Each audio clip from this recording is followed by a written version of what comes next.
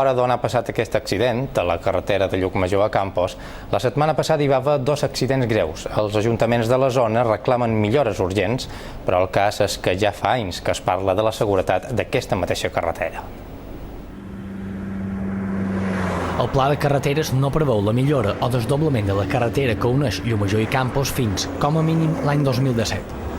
Però els accidents a la via són habituals. Només la setmana passada hi hagué 2 morts en sengles sinistres i això ha fet que els ajuntaments reclamin que s'avanci l'adequació de la carretera.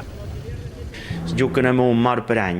Des d'enguany a l'any 2017, que seria el primer any previst en què se pugui arreglar, comptant que no sigui l'any 2024, diu que fos l'any 2017, són 10 morts per any. L'Ajuntament de Ses Salines en aquests moments estem per intentar que tots aquells punts i demanarem que aquells punts s'arreglin.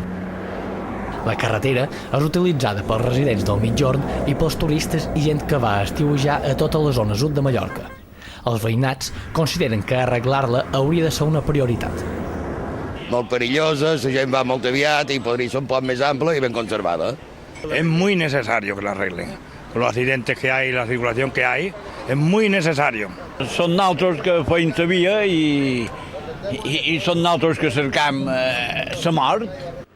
A banda de la densitat del trànsit, uns dels punts més conflictius de la carretera són els ponts de formigó que donen pas a les finques.